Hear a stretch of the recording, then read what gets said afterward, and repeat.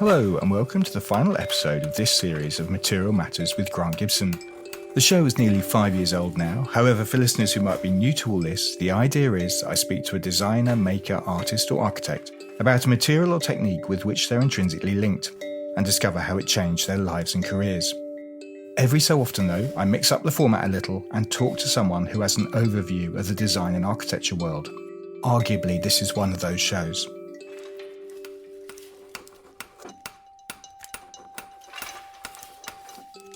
Before we start, I'm delighted that the headline sponsor for this series of the podcast and Material Matters Fair, which took place from the 20th to the 23rd of September at Barge House, Oxo Tower Wharf, is Burt Frank.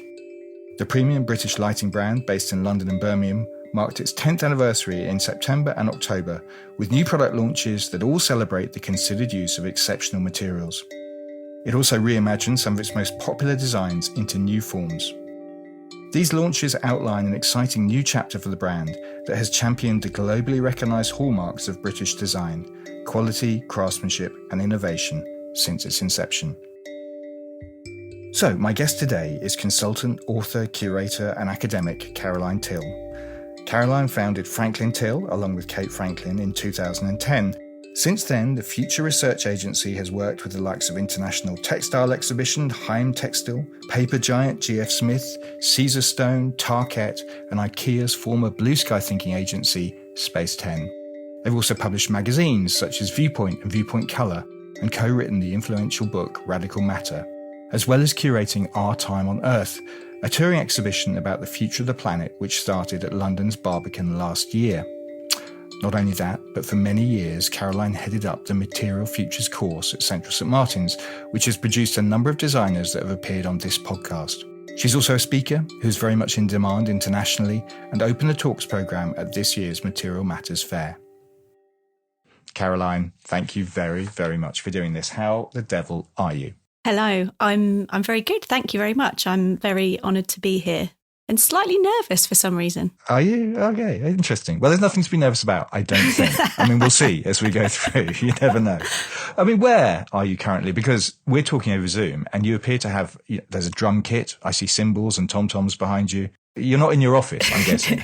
No, I'm from home. I'm in Frome in Somerset. So after 20 years in London, myself and my family moved to Somerset a year ago.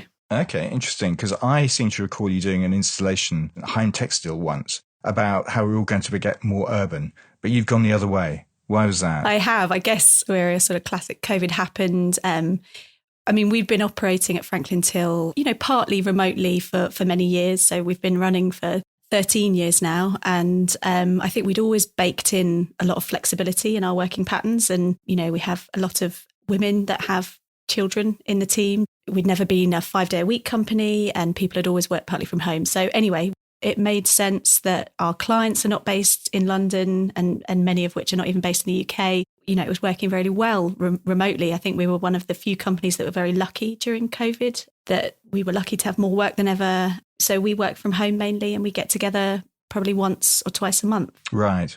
So no office in that case? No, we don't have an office. We're a remote first company. And I think Kate and I are both really enjoying exploring what does that mean, what's sort of best practice. And obviously there are lots of positives that it affords in terms of flexibility and balancing demands of life and particularly family life. But also there are lots of negatives that we have to be careful of in terms of physical and mental well-being. And so we do all sorts of things to sort of explore that, whether that's looking at running breathwork sessions remotely together. So breathwork sessions? Yeah. What does that involve? So working with a breathwork practitioner and really trying to afford some sense of connection, right? But also individual time for reflection and relaxation. So focusing on, breath is fundamental, obviously, as part of our... Breath is useful. It's useful. And I think we often forget that we're living, breathing beings. We can, this analogy with humans as machines and particularly in,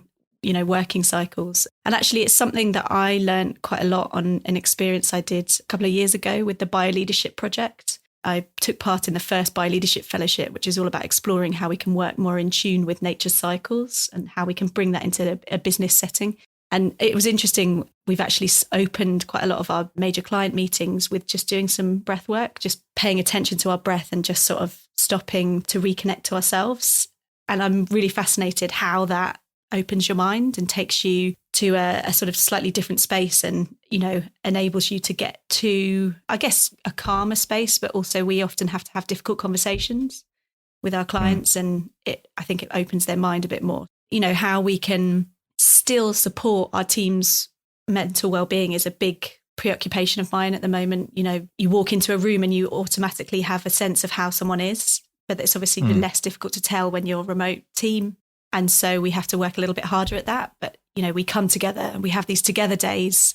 Actually, last month, we all came together in Frome. It was lovely. The whole team came here and we went to a regenerative farm and we had just a lovely couple of days. You know, when we get together, I try and make sure that we're not too work focused. We're actually doing something else.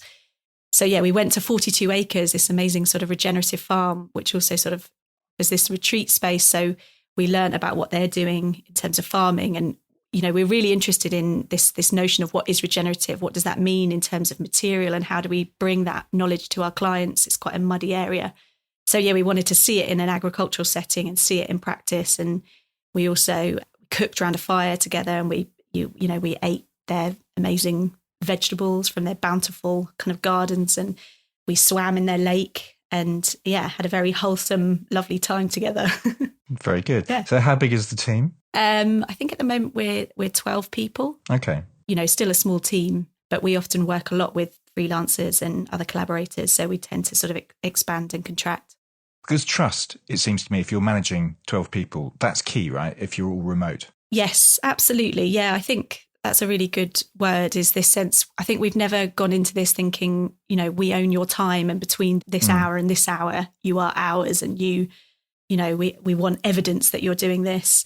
We just have never operated in that way. People are hopefully have, you know, a real sense of autonomy over the work that they're doing. People that can just manage their own time. You know, if we have project teams and teams need to connect at certain times. So, yeah, there is a huge sense of trust on both sides. It's interesting. I mean, we will chat about materials shortly, I promise. But I'm keen to talk about something else first because you talked about state of mind a minute ago. Yeah. We've known each other a while. You've always struck me as quite a measured person. It's the day after the Conservative Party conference. And I think it's safe to say you aren't a huge fan of our current Home Secretary.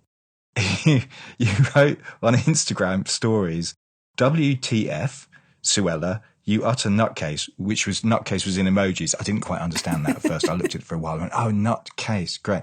Stop spreading your horrendous bile. And you finished by saying, we need to get really mad and stay mad and get these arseholes out. A couple of days later, are you still mad? Oh, no. Yeah, I mean, that's my personal Instagram, which obviously are my own personal views. And I do sometimes I might engage in a political tirade. Yeah. Yeah, I think we need to get more mad. I mean, it makes me think when I used to run Material Futures, we had this amazing joint module with the other master's courses. And we had this fantastic critical practice lecturer called Stephen Hayward. And one day he sat us all down and made us watch that film, The Network. And there's that incredible scene, which was the reference in my Instagram post of where he's like, this guy in this film just reaches this point. There's all these kind of crazy things going on. And then he's just like, I am mad and I need to get mad. And I want you to open the windows and I'm mad and I'm not going to take this anymore. And I just keep feeling like, why are we not doing that? You know, and if you're listening to that speech, I've just never heard so much kind of vitriol, divisive, really trying to... Well, she talked about a hurricane of mass migration, people with luxury beliefs. No, don't, because it's going to get me really mad. I do think it's interesting because, I mean, you know, it's the rhetoric, which is, you know, is, as you point out, I think quite dangerous. And there was a lovely quote from David Gork in a piece by Jonathan Friedland in the terribly woke Guardian before the speech, actually, which said, for today's Tories, problems are there to be exploited rather than solved. And I think that speech kind of, to my mind, summed it up. Anyway, we are going to get quite woke, I suspect. It's going to drive Suella Braverman nuts, this podcast. Yes. In our, what did she call us? In our ivory towers or whatever, in our second homes, apparently. But anyway. Yeah. Well, we used to be metropolitan liberal elites, but neither of us are in the metropolitan area anymore. So, and I'm guessing neither of us have second homes either, yeah.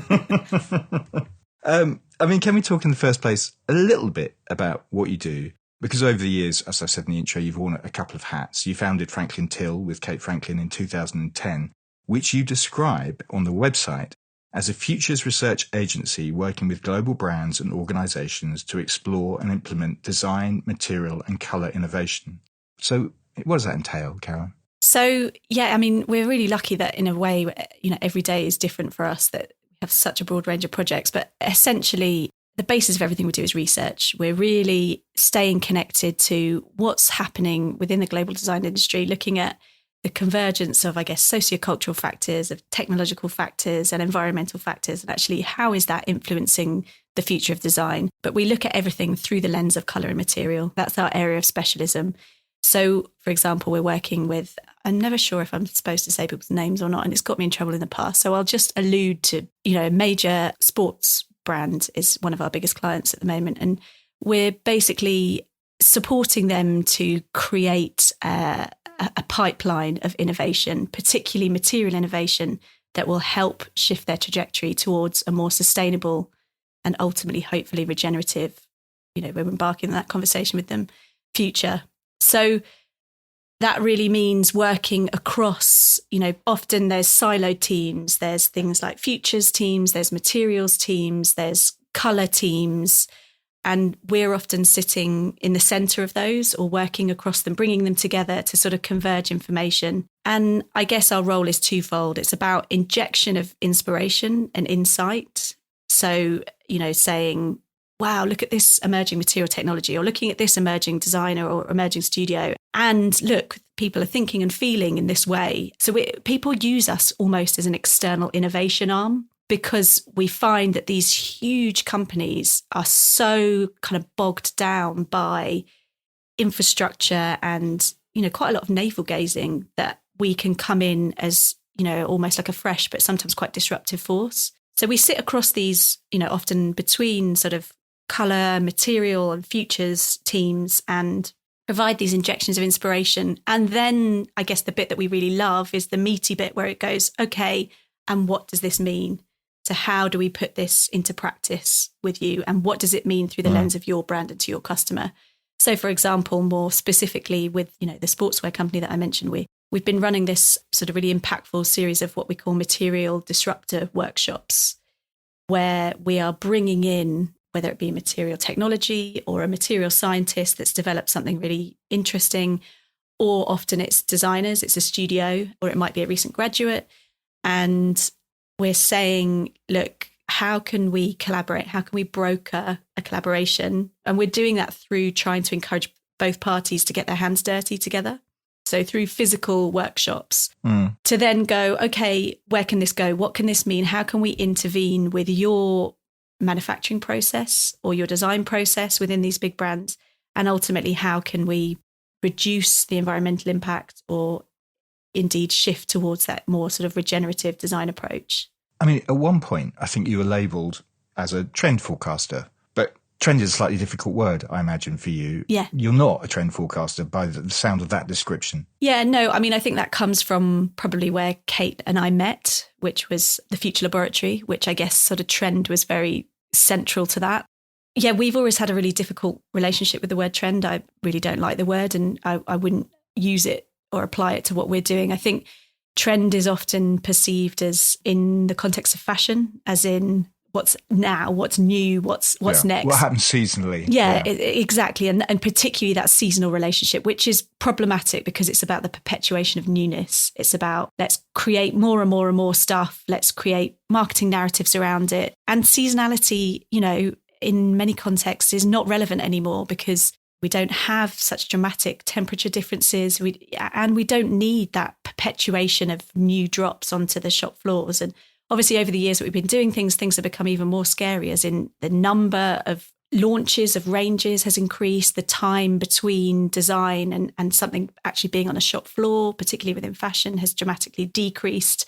Our speeds of consumption have increased. So trend, yes, I think is a bit of a dirty word because it is often about just sort of picking something up and going, oh, it's all about blue. Let's make blue stuff. And yes, it might be true that there's proliferation of focus on the colour blue, but we're much more interested in why is that? And I think in the earlier days of Franklin Till, we've always been about trying to help brands to stay relevant and connected and inspired, but doing that through the lens of the sustainable agenda. So while we're doing these big, material innovation projects, we're still asking difficult questions like, do we need to launch so many product lines? Actually, why do we have so much product being produced? How can we really think about broadening a palette of materials? Because often it's very narrow at the moment. So that causes huge issues in supply chain and depletion, et cetera, et cetera.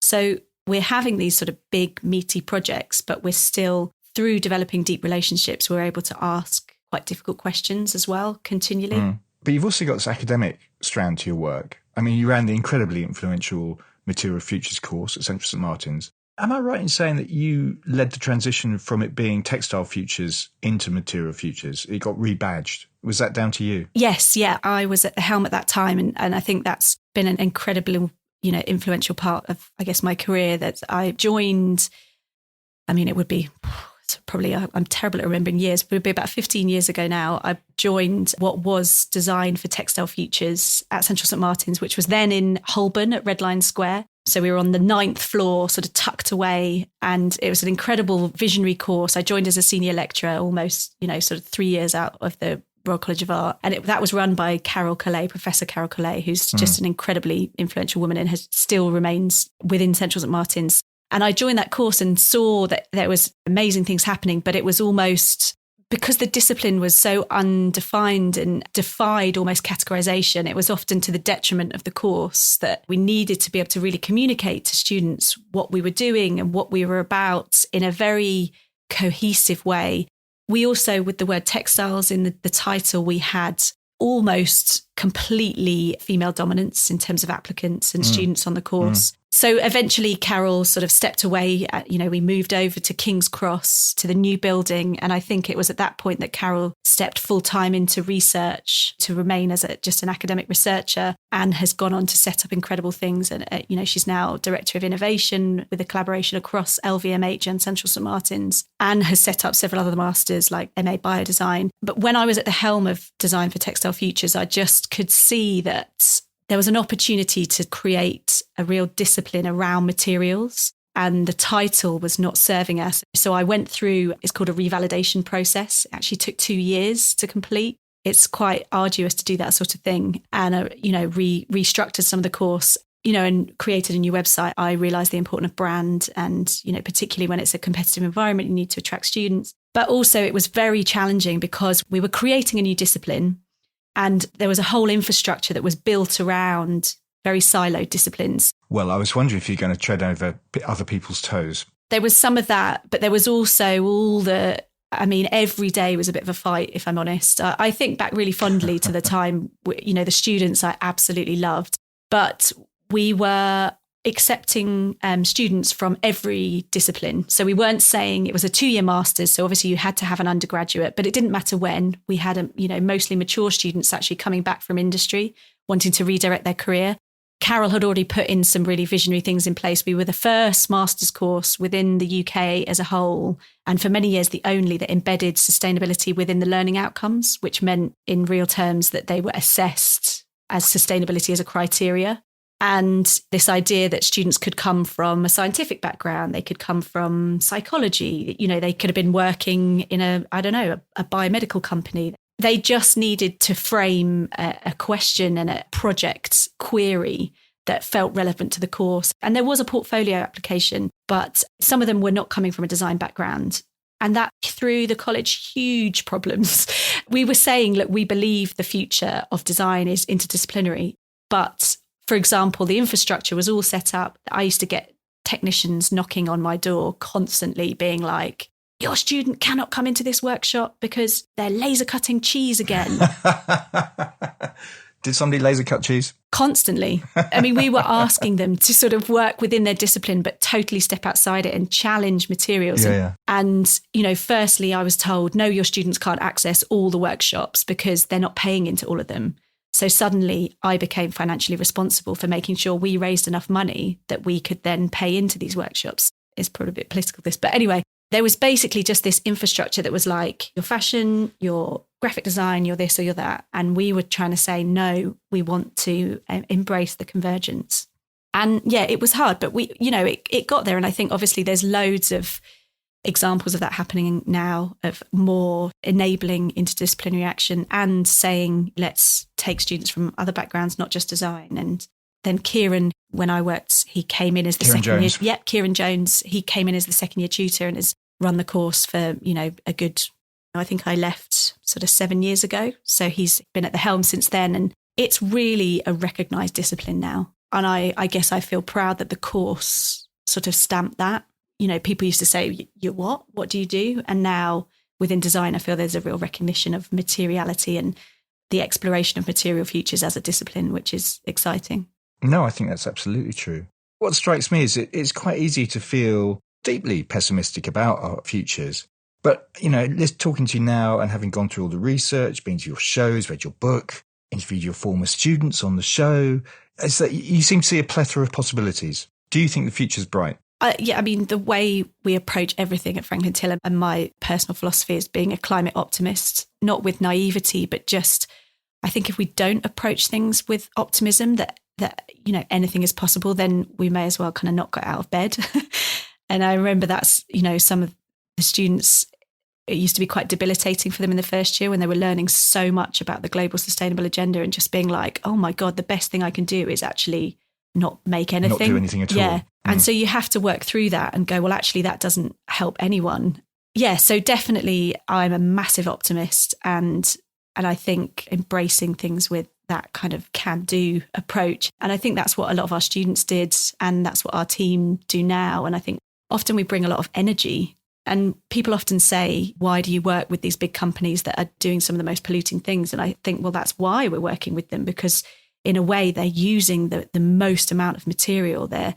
So we can have, through working with them, we can have hopefully, the biggest impact, even from just the smallest changes. Are there companies you wouldn't work with though? Oh, absolutely. We turn down projects continually.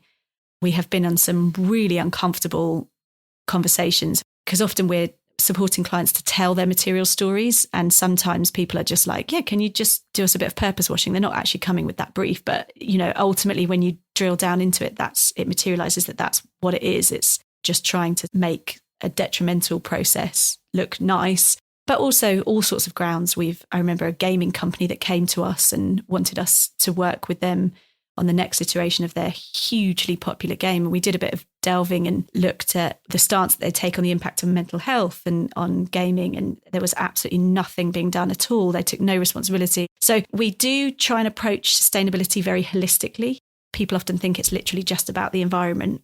And the reason we didn't work with that gaming company is because we didn't feel that there was any research going into actually the impact of the games that they were putting out. And also there was no desire to shift what was a very violent narrative. And we would have gone at them with optimism and said, look, we can show you all this research to show that actually your Gen Z audience are really purpose driven. And there's this incredible thing happening with gaming for good. And look what we could do together. So yeah, I guess I want to say that we don't just go, oh no, you're bad. Let's not, we don't want that brief. We actually try and sort of reframe the brief with the client. But obviously, if they're not on board with that, then it's not going to happen. Can we talk about definitions? Because you aren't keen on the word sustainable, are you? Why not? I think language is such an important thing, especially when you're working globally with multidisciplinary teams. So having a shared language is super important. I think sustainability is a problematic word because by definition it means maintaining the status quo. And often in design terms, that's been come to sort of represent limitation, as in let's use less, let's do less damage. And there's so many very exciting narratives that are emerging about actually, yes, circularity is a key aspect of that, as in, if you're shifting from using less and doing less damage to actually having zero impact by keeping materials in completely closed loop systems, brilliant. But actually then do we need to go further than that?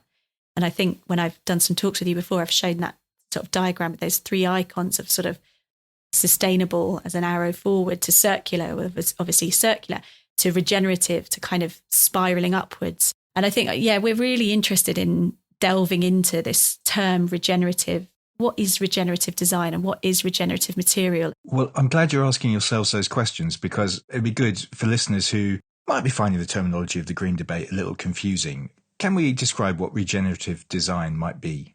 In a nutshell, I think we talk about it as putting back better. So if sustainable is about maintaining what is there and circular is about leaving no trace, then if we think about regenerative as putting back better. And actually one of our projects at the moment with Heimtextil, we've actually had like a 10-year relationship with them. We're just curating a showcase for them called regenerative ? We're trying to sort of help create a definition of what that means through materials. So we've created a series of 9 principles that could form, I guess, a holistic definition of what a regenerative material could be. Okay. And they include things like enriching communities. You know, if you think that actually there's a lot of conversation that goes into the composition of what things are made of, how has the material been sourced and transformed and where can it go at end of life? And perhaps that's often at the expense of and who has made it and under what conditions has it been made. So taking a regenerative approach is not just thinking about how do we regenerate perhaps the land that we've harvested a raw material from, but how do we also regenerate the communities that have been involved in the making of it? And there's lots of super exciting examples of companies that are doing that. And I think that's what our research is about, almost finding those brilliant, best-in-class examples that do exist and spreading the news. Could you give an example of an effective regenerative material? I know you had a chapter in your book, Radical Matter, entitled Hair, Shit and Dust, for example.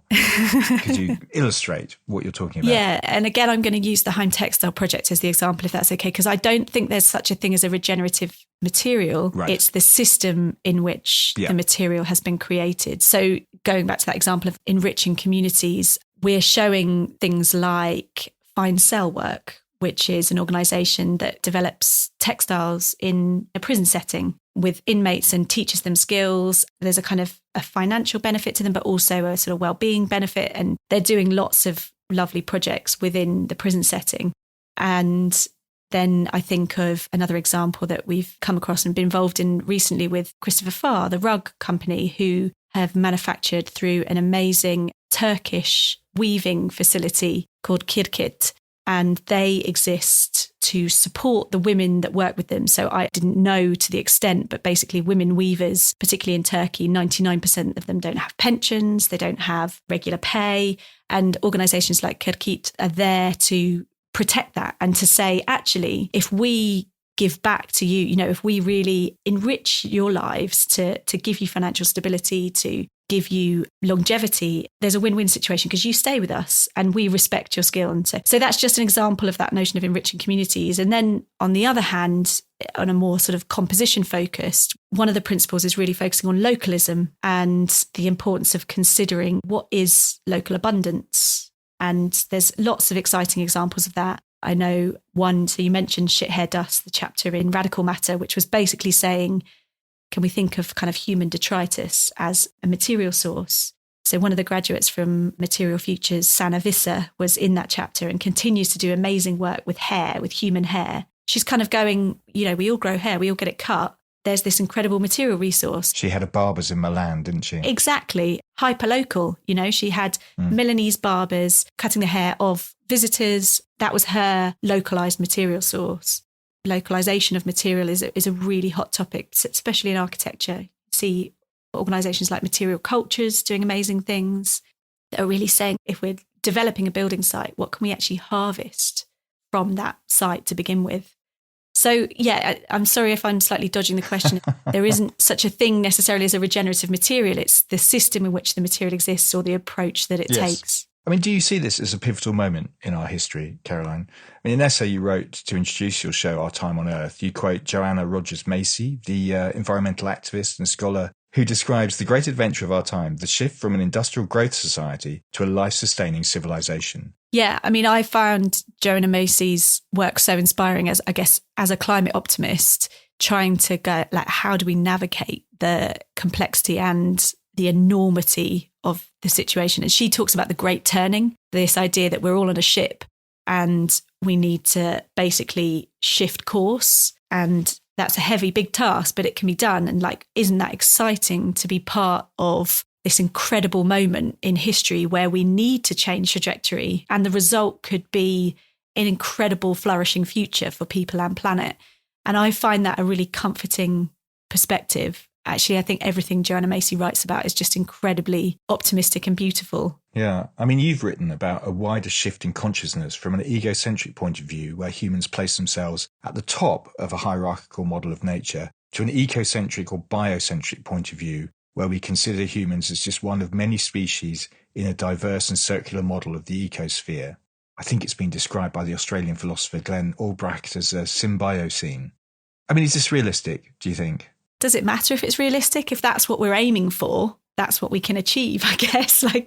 I think that's the role of design. It's imagining what could be. It's kind of taking the current context and look, okay, where could we take it to? It's imagination, it's seduction. We use that word seduction a lot in our work at Franklin Till because there's all these restrictions, there's budgetary restrictions, there's time restrictions, and there's these teams, there's these hierarchical teams, there's these very ego-driven, I was going to say males, but I probably shouldn't, but senior executives that are making decisions based on a certain set of parameters. And in order to shift that trajectory, we have to do so much seduction, and design can do that through beauty, through emotion, through tactility, making these ideas tangible. So I think idealism is a good thing. No, it's not a bad thing. I just wonder how you persuade people who oppose the imposition of an ultra-low emission zone, how you persuade the Suella Bravermans and the area of the population that she's obviously desperately trying to appeal to. If you have to have a war on woke or a culture war or a battle of ideas or whatever, how you end up winning that battle. I guess you're not always going to be able to engage everyone. I guess a lot of what we were doing on Material Futures and a lot of what we're doing at Franklin Till, there's this sense of the need to come together in a shared vision of something that is greater than ourselves. And maybe that sounds a little bit spiritual, a bit abstract, but I think that is the point that we're at, that we need to realise that there is something, as in, the planet and our livable future, that is bigger than ourselves and our own wants and needs. And through that being a connecting factor, but presenting that in a way that feels connecting and not isolating and not divisive. But it's fundamentally anti-capitalist, what you're proposing. Yeah, that's a tricky one. In some ways, yes. I think that's a complex one. I think there does need to be a huge shift in consciousness, and speed and rate of consumption is a massive problem, this trajectory of expansion and extraction. But I also recognise, in a way, I'm a sort of healthy skeptic. And I remember feeling this, and I don't think they'll mind me saying it, when I was going through something like the Bioleadership Fellowship, which is full of people that are doing incredible things day in, day out in relation to rebuilding a livable future. But I think working within some of the biggest companies in the world, these huge brands that have their own often culture and rules, and it keeps you grounded, because I can see some of these ideas that were being presented in the Bioleadership Fellowship is just not realistic. And they could be small, like the breath work, like opening a meeting by saying, let's just take a minute to reconnect to ourselves, remind ourselves. And it sounds cheesy, but it's incredible. It's so impactful. Sure. I'm just trying to think of how I'd respond personally if somebody said, right, before this meeting starts, Grant, breathe. But you're a very healthy skeptic, I think, like me, and almost a little bit further down the spectrum, I reckon, Grant. But I reckon, though, you probably would want to rebel, but then if you did it, I'd probably enjoy it. Yeah. Okay, after the podcast, we'll give it a go. Do a bit of breathing together. Yeah. Okay, cool.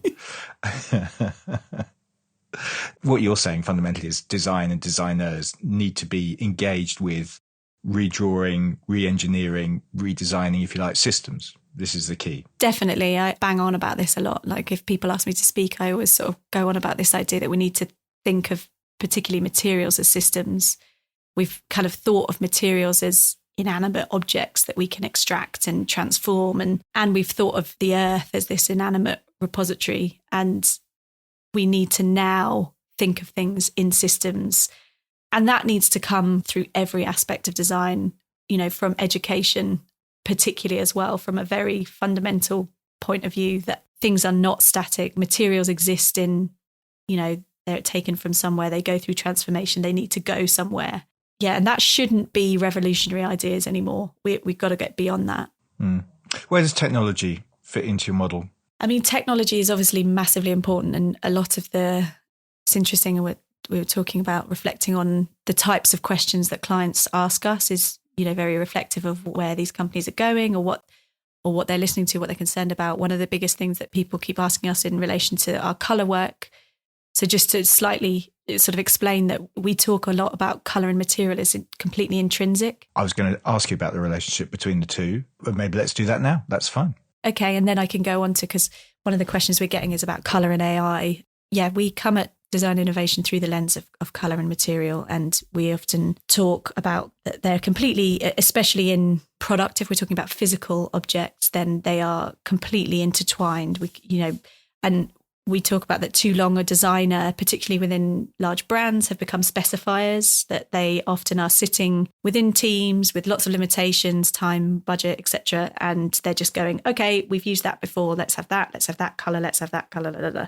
And this we have to produce 160,000 product SKUs that have to have exactly the same tonality of orange, and it has to be completely light fast for 150 years. And, all of these standards that have been set just don't feel realistic anymore in terms of where we need to go, thinking about sustainable approaches to materials. So, for example, how do we embrace variation?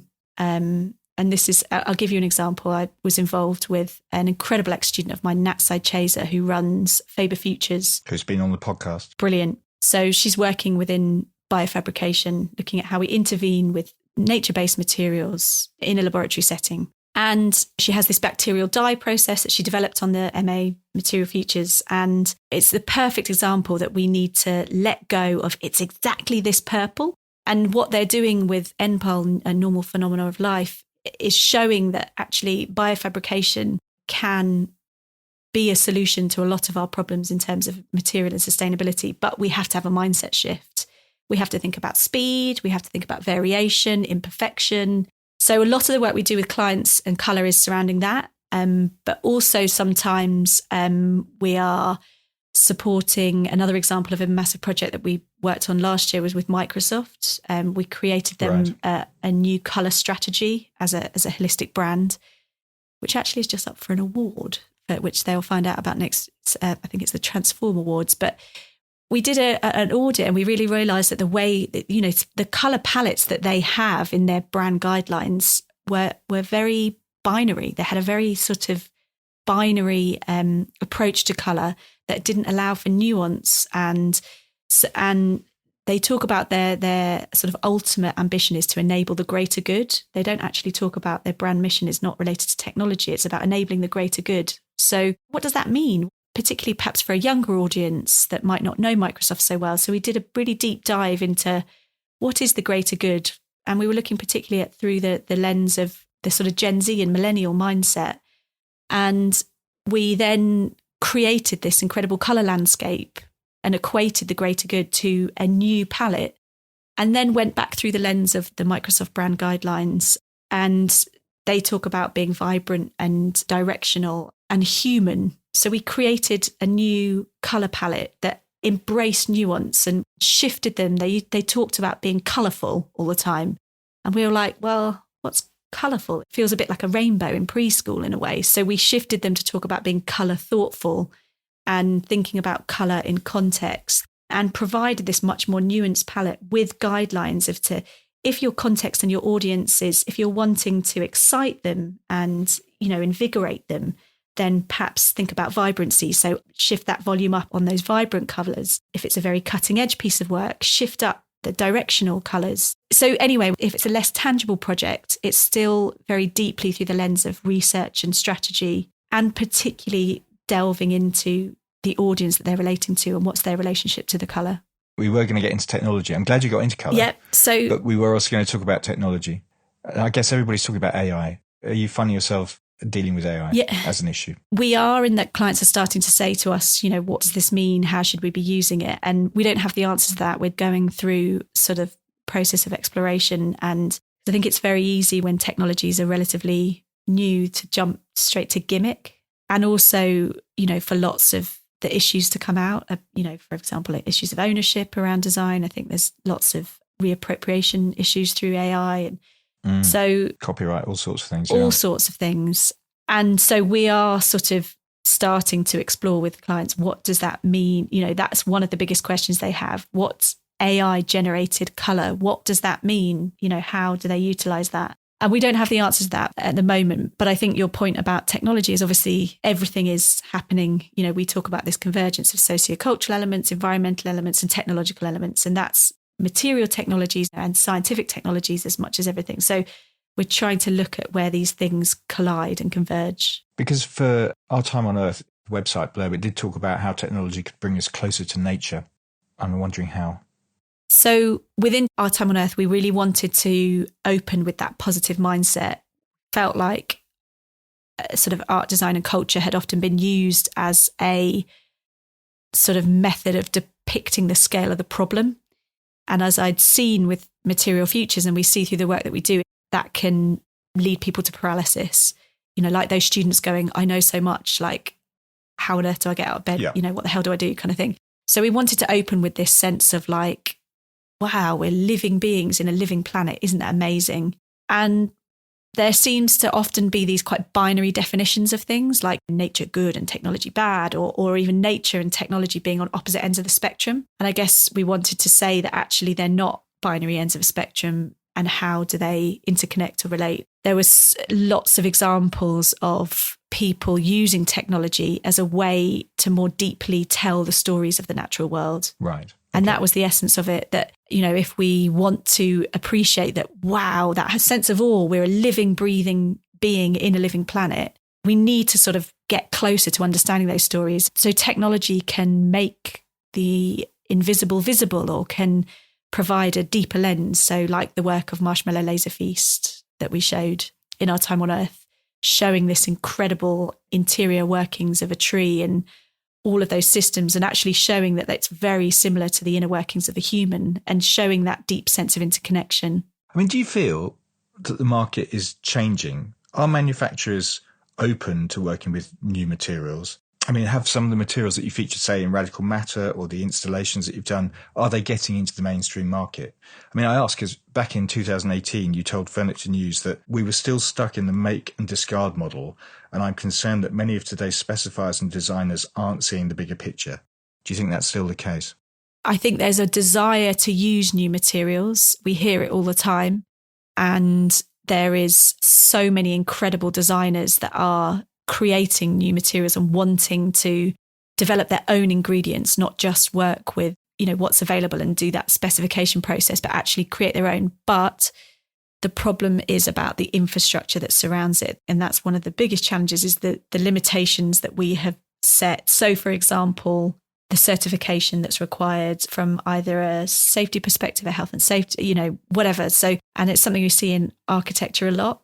And we speak to architects a lot, and they say, look, we want to be able to use this material, but it's not adhering to the certification that we require, and therefore it won't meet insurance needs, so on and so forth. So I guess that's one of the challenges, is how do we shift that infrastructure to be able to free the type of material innovation that is occurring to actually be put into mainstream use? Yeah. Can we talk a bit about your background, Caroline? I mean, how did you get into this? What is quite a unique position, somewhere between culture, academia and commerce. What did your parents do? My dad was a geologist, actually, which it's weird. I've only just started reflecting on that I rarely sort of give personal insights, but I did start a talk recently by saying I thought it was normal that everyone had an attic full of rocks, because we genuinely did have shelves full of box files with rocks in. I just remember going through them and touching them all. And it's funny, I've only just sort of reflected on that it's only just come back to me in the last year or so. And I guess that must have informed an interest in materials. My mum made doll's house miniatures, actually. Yeah, she specialised in tiny plants and flowers, right? She did. You've done your research. Occasionally. She did. She was very, very big in Japan. It was amazing. And America, actually. Oh, that's interesting. I spent a lot of my weekends as a child at doll's house fairs. Yeah. So she was big doing small things. She was big doing very, very small things. She used to get full commissions to do 1/12 scale replicas of people's gardens. Wow. Yeah. Wow. That's amazing. So were you making things? Constantly. Yeah. Constantly making things. My mum should have been, she's a massive inspiration to me. And still now in her 70s, she's discovered pottery. You know, she's been painting for about 10 years now. She was of that era where she was considered too clever, in inverted commas, to be able to do something vocational or go to art school. So she did something academic. Yeah, she wished that she trained as something creative. And we just constantly made things throughout my childhood, yeah. Why did you study textiles in particular? Yeah, that's interesting. I think I really enjoyed school. I really enjoyed academia as well. And I think I was quite torn. I probably should have just gone to art school, but I was quite torn that I really enjoyed what people were telling me was more academic subjects. So I actually went to Leeds University and it was a kind of 50-50 practical and theory course. So it was sort of part academic, part design. I think I struggled with it. I think really I should have just gone to art school. I should have gone to somewhere that was like set up as a design college. But part of that was amazing because, you know, I had lectures in colour chemistry. There was a deep sort of technical fibre training included in the course. And I think in a way that probably set me up more than I know. And I felt though after that 3 years, I hadn't done enough in terms of sort of physical making and explored. I'd done probably a bit more of the kind of theoretical side. So I went on to do a master's at the Royal College. And I guess that was really pivotal I found textiles very difficult as a discipline, to be honest, because often you're just encouraged to think about craft and self-expression. And I don't mean this to sound kind of derogatory to any textile designer. I for many years have struggled that the textile training doesn't feel holistic enough. It doesn't feel, you're not asked, why are you doing things? It's often, you know, the example I give is the sort of, on a textile BA, there's often this, okay, develop a thematic. Oh, under the sea. Now I'm going to make materials and textures inspired by under the sea. And I find that really problematic because when I got to the RCA, I didn't just want to explore self-expression and craft execution. Those were important, but I wanted the work to be relevant and have a context. And I personally think that we're still treating textiles as a discipline that, unlike product design or industrial design or architecture, which are deeply rooted in contemporary and future context, there just isn't enough of that considered in textiles. I was a bit rebellious at the RCA in a way, like they didn't really know where to place me. And I had one champion, an amazing woman called Dr. Joan Farrer, who was the senior research fellow there, who had written her PhD all about sustainability in wool. And she kind of took me under her wing. I organised things like clothes swaps, like 15 plus years ago when they weren't really going around. And I was really interested in engaging with the wider cohort and not just sort of sitting. And I found it quite a challenging place to be because the approach felt too narrow, but it was through people like Joan Farrer that I could engage with that further. So did you have a sense of what you were going to do? Presumably by the sound of it wasn't going to be being a textile designer by the time you left. I got offered a job straight away, and basically my degree show was all about repurposing. I was exploring waste streams and using the application of pattern to repurpose and rejuvenate. At that time, it was like sustainability was, you know, it wasn't a word that was well used. I remember being put on Radio 4 actually for my graduate collection, and they absolutely ate me alive. You know, I got absolutely annihilated. And they were saying things like, you know, I was working with ceramics manufacturers in the Midlands and north of England and taking their waste and repurposing it. And they were saying, but what's the volume of waste you're using? It's so minute. But I didn't really understand at that time. It was a communicative, you know, we needed to communicate about the issues of waste streams. And so, yeah, anyway, I just remember that was quite traumatic. I got literally eaten alive by this. And then they literally just put the phone down on me at the end of the conversation. But journalists. I lost my thread. Where were we going? What were we talking about? Well, we're talking about your background in textiles and what job. I mean, you weren't going to stay in the textile industry. So I needed to earn some money, and so I got offered this job, and it was working almost. You know, I'd been doing all this work around sustainability, and I went to work for the devil. So actually, I did initially design textiles. I worked for one of the largest sourcing agencies in the world called Lee & Fung, and was designing for the likes of Crate and Barrel and Bed Bath & Beyond and Habitat. And it was my first introduction to mass global sourcing, as in designing in a studio in London, then going over to China to watch it come off the factory line.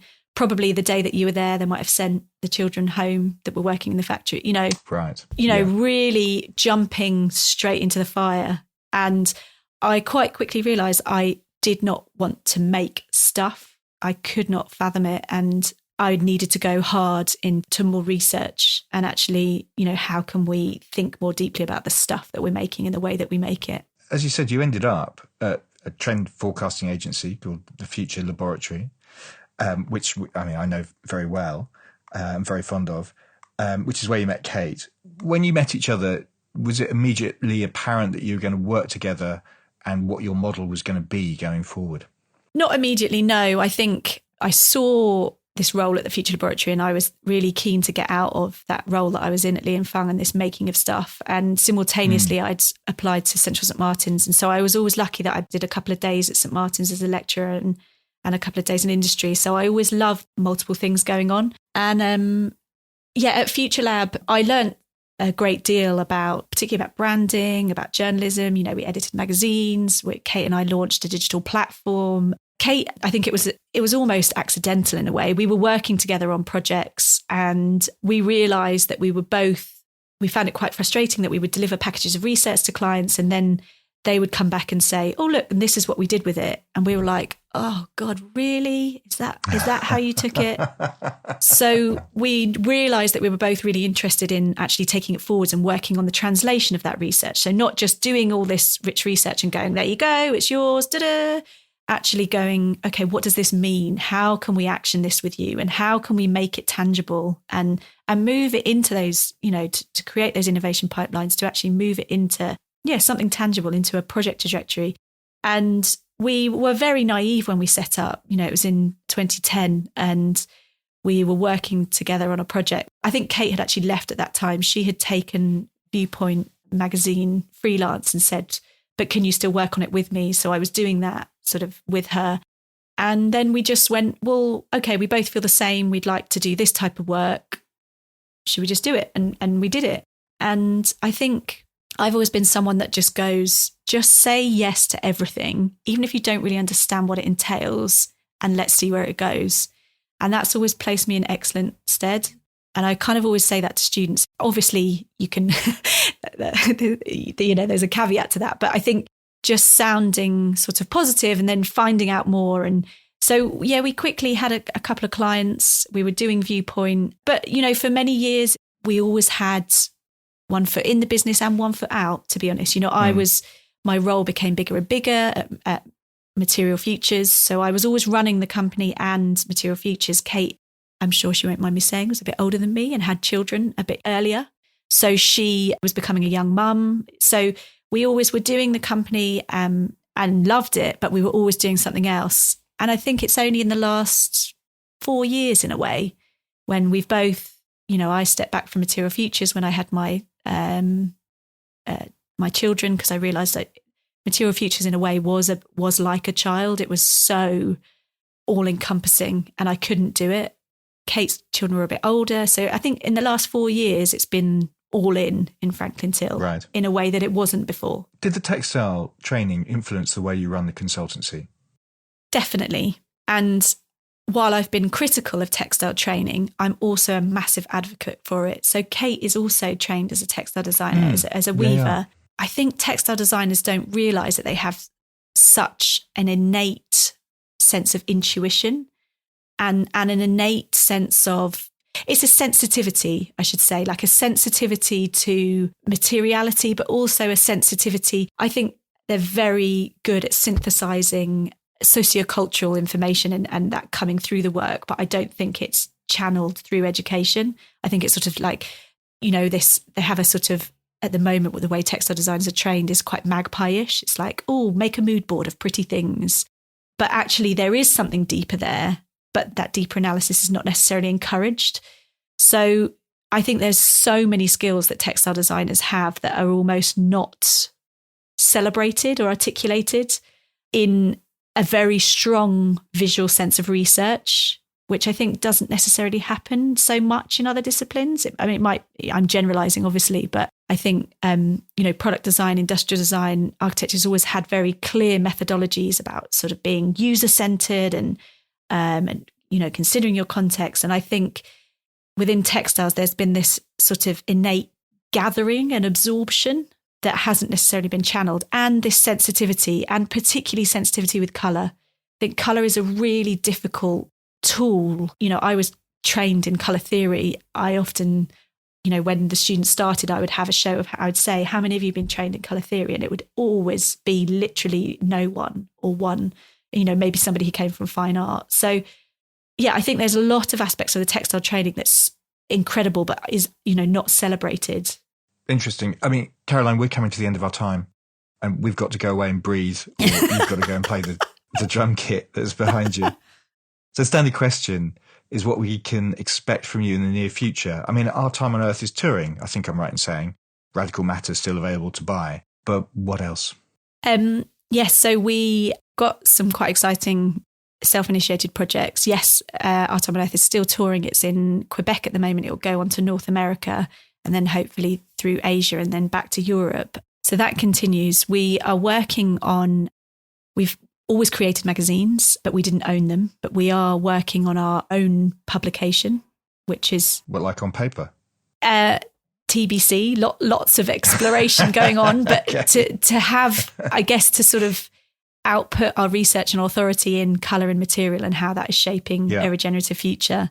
And then the other thing that we're working on, which is super exciting, is a sort of combination between a hands-on experience and an educative program around regeneration to help our clients and beyond to sort of create a deeper definition of what regeneration means and how it can relate to their roles. So yeah, this is kind of a really exciting project that I'm driving, and sort of a hybrid between almost a retreat and an education program. So we can get people out of the confines of their office, get their hands dirty, but hopefully in nature, so that we can actually talk about the fundamentals of what regeneration means and how we can bring it into their work. Very good. Very good. Well, that sounds fascinating. I look forward to hearing more. Thank you very much for your time. I really appreciate it. And I will see you soon. Thank you so much for having me. To find out more about Caroline and Franklin Till, go to franklintill.com. My thanks go to the series and fair headline sponsor, the brilliant lighting specialist Bert Frank. You can find out more about them at bertfrank.co.uk. That's bertfrank.co.uk. And I would just like to say a huge thanks to all our exhibitors, speakers, and of course visitors who made the recent Material Matters Fair such a joy. We will be back next year at Barge House, so if you're interested in taking part, do drop us a line. For more information on that, to find the other podcasts that I've done, and to sign up to our newsletter, go to materialmatters.design. As ever, there are images from the interviews on our Instagram page, which is also materialmatters.design. Finally, and this is really important too, if you've enjoyed listening and want to see this podcast flourish, then please rate and review on Apple Podcasts or wherever you listen to this from. And it would make me incredibly happy if you went to my Patreon page and made a pledge at patreon.com/Material Matters. For as little as £2.50 a month, you can receive invites to our various Material Matters events, as well as getting access to each episode before it's published to the wider world. Material Matters is a completely independent concern, and any help you can offer would be hugely appreciated. Ultimately, you'll be helping to take the message, the importance of materials, skill, craft and design to a whole new audience. Thanks very much for listening.